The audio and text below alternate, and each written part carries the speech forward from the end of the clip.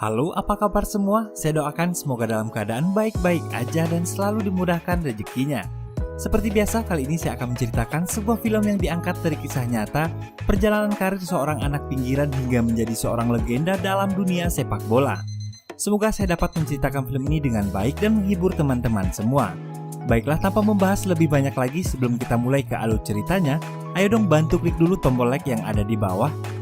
Dan jika kamu suka dengan film-film di channel ini, silahkan klik tombol subscribe yang ada di pojok kanan bawah. Kalau udah, saya ucapkan terima kasih. Yuk langsung aja kita ke ceritanya.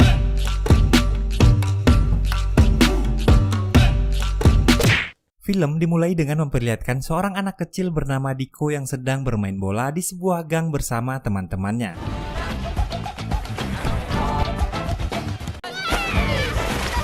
Sesampainya di rumah, Diko dimarahi ibunya karena badannya yang kotor. Kemudian Diko pergi ke atas bangunan untuk mendengarkan sebuah pertandingan bola. Saat itu yang bertanding adalah Brazil melawan Uruguay pada Piala Dunia di tahun 1950. Dan Brazil kalah pada saat itu. Semua orang yang ada di sana terlihat terdiam dengan wajah sedih, termasuk ayahnya Diko. Karena ayahnya adalah orang yang sangat fanatik sekali dengan permainan bola. Diko yang melihat hal itu menghampiri ayahnya kemudian berkata, I'll win a World Cup for Brazil, Pai. I promise.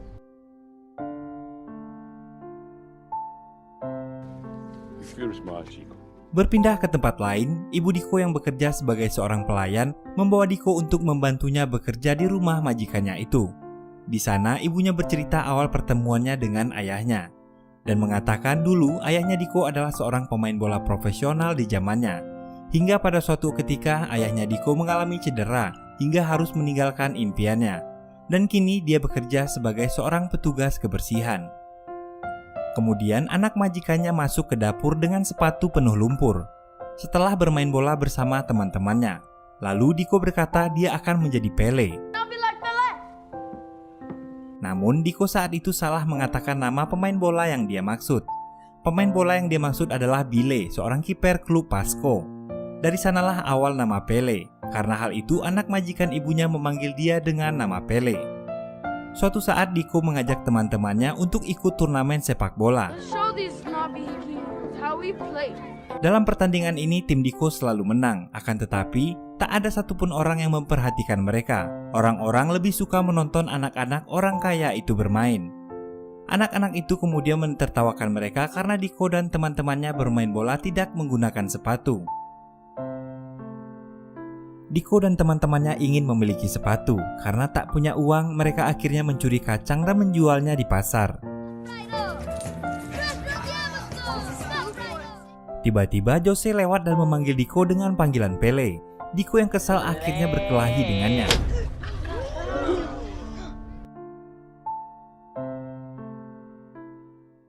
Setibanya di rumah, Diko berbohong pada ibunya dan mengatakan kalau dia baru saja dipukul oleh gurunya di sekolah. Keesokan harinya, di hari pertandingan final, Diko melawan tim Jose. Dengan uang hasil menjual kacang kemarin mereka gunakan untuk membeli sepatu bekas. Sebelum pertandingan dimulai, komentator memanggil dirinya dengan panggilan Pele. Dan dari sanalah nama Pele mulai melekat padanya. Pertandingan pun dimulai. Diko dan timnya dengan mudah dikalahkan oleh Jose dan teman-temannya dengan skor 6-0. Diko yang kesal kemudian membuang sepatunya. Melihat kejadian itu, semua penonton mentertawakannya. Terlihat di sana ayah Diko hanya diam dan memperhatikannya. Diko membayangkan sedang bermain bola bersama teman-temannya. Dengan gaya bermainnya yang dinamakan Ginga, dia membuat kagum para penonton yang ada di sana. Teman-teman Diko ikut membuka sepatu mereka dan mulai memainkannya dengan teknik Ginga yang sangat indah.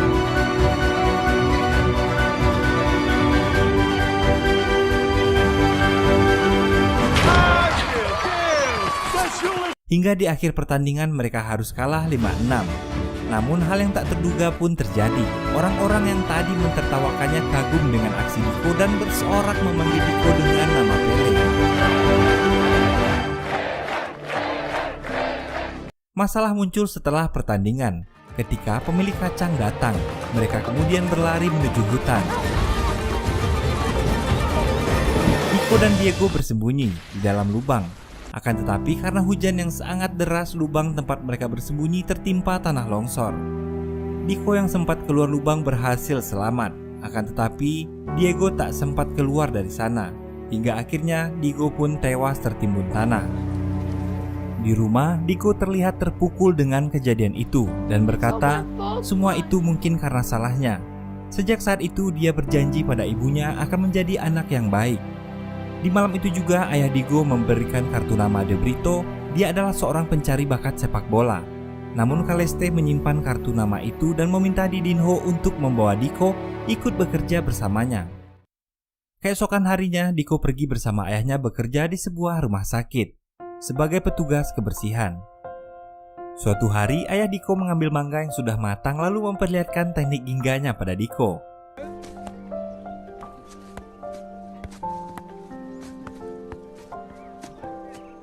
Namun pada saat ayahnya meminta Diko untuk mencobanya, Diko menolak. Diko masih trauma karena kematian temannya dan tak mau melakukan apa-apa. Bahkan ketika pulang, Diko hanya diam saja melihat teman-temannya sedang asik bermain bola. Setiap selesai makan siang, ayahnya selalu melakukan juggling menggunakan sebuah mangga dan memasukkan bola ke tong sampah, akan tetapi selalu gagal. Hingga tiba-tiba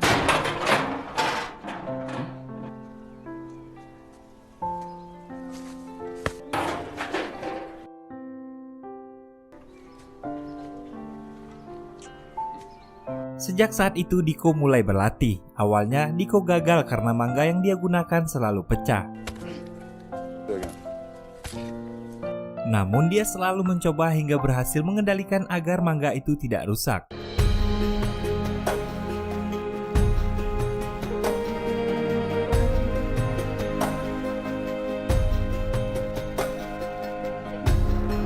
Hal itu selalu dia lakukan bersama ayahnya hingga dia tumbuh dewasa.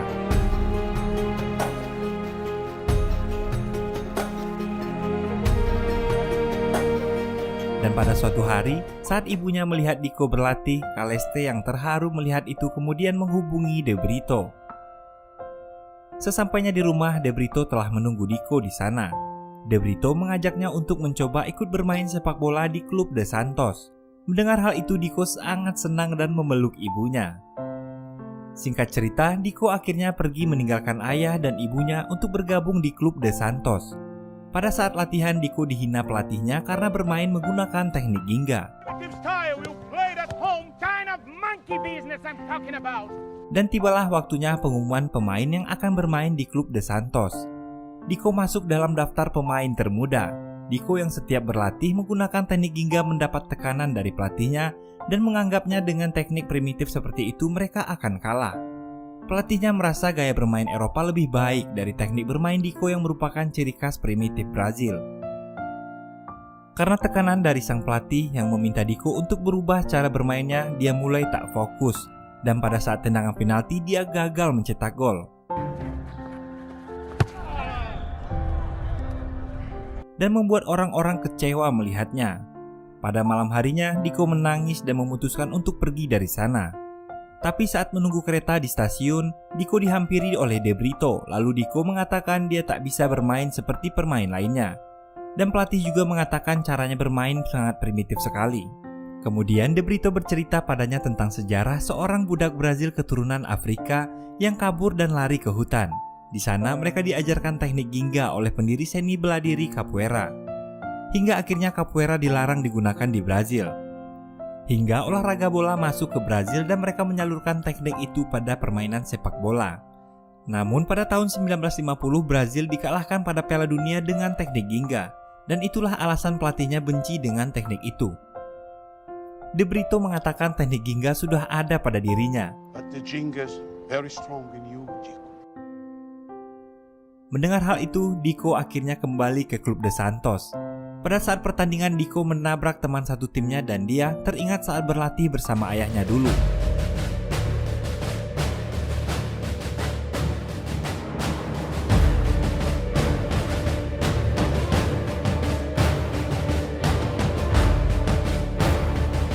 Kemudian dia melakukan teknik ginga dan mencetak gol yang membuat pelatih dan yang lainnya terkejut dengan gaya bermainnya.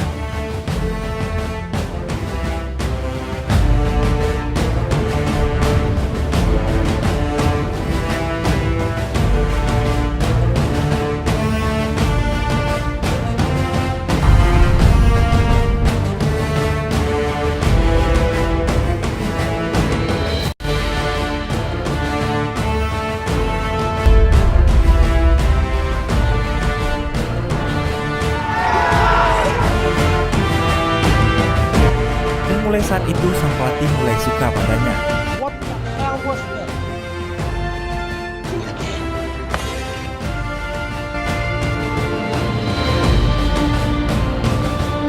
Dia pun dengan mudah mencetak gol dengan teknik-teknik yang belum pernah dilihat orang-orang sebelumnya.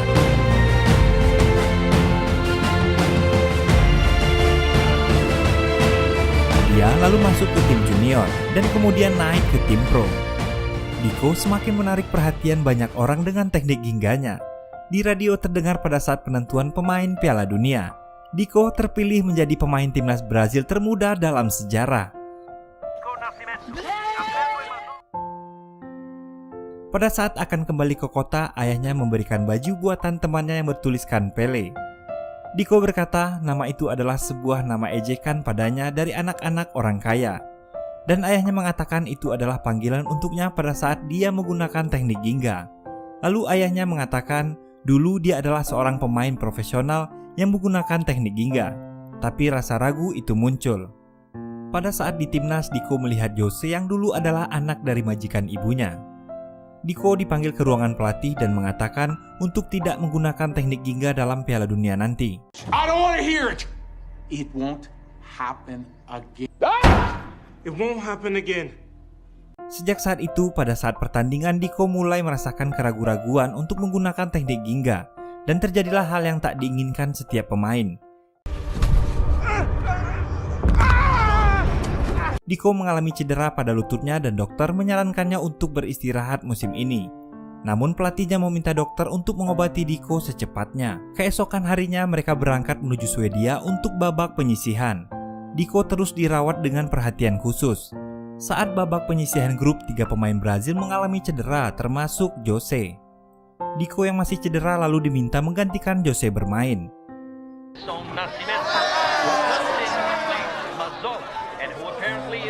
Pada saat masuk lapangan, para penonton mentertawakannya karena melihat fisiknya yang kecil dari pemain lainnya. Dia adalah pemain termuda Brazil pada saat itu.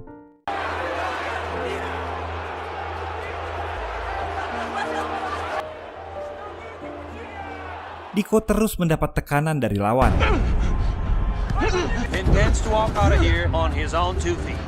Brazil dan Uni Soviet seri hingga babak pertama berakhir. Pada saat di ruang ganti, Diko bertemu Jose dan meminta maaf.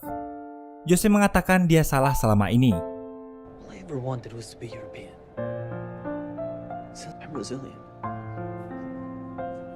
Dan dia memuji cara bermain Diko yang indah pada saat mereka bermain di Bauru. Babak kedua dimulai. Jose yang berada di kursi cadangan meyakinkan Diko untuk menggunakan teknik gingganya.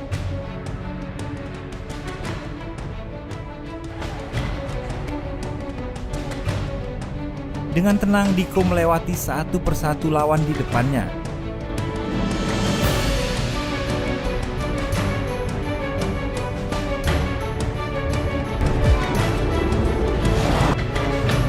Diko terus melakukan aksinya hingga membawa timnas Brazil ke final dan menjadi perhatian media dunia.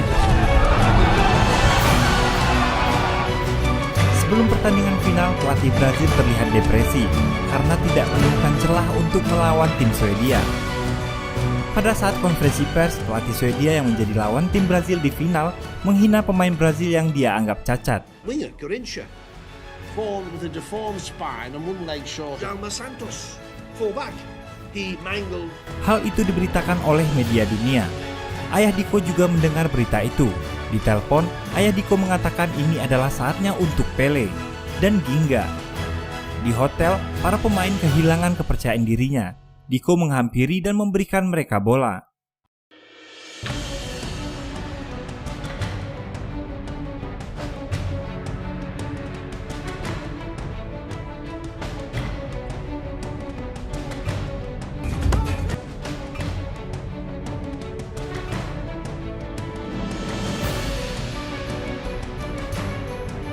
Ketika para pelatih masuk, semua terdiam. Hal yang tak diduga pun terjadi. Setelah melihat mereka bermain di hotel, pelatih memberi kebebasan pada mereka untuk bermain menggunakan ginga. Dia ingin dunia melihat Brazil. Hari pertandingan final pun tiba. Terdengar Pele mulai dibicarakan di beberapa media. Pertandingan pun dimulai. Di awal pertandingan mereka kebobolan dan membuat para penggemarnya terdiam.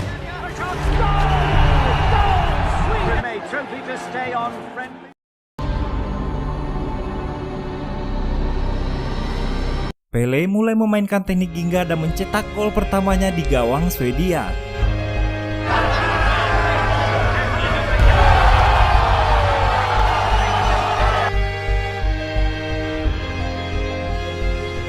Permainan kembali dilanjutkan. Brazil kembali mencetak gol.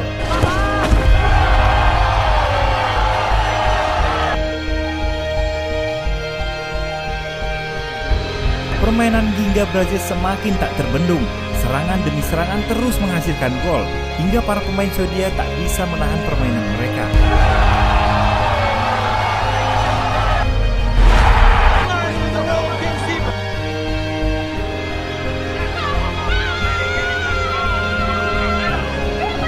Pele dengan teknik Gingganya mulai dikenal dunia sejak saat itu. Dan Brazil pun berhasil menjadi juara dunia berkat kemenangannya atas Swedia dengan skor telak 5-2.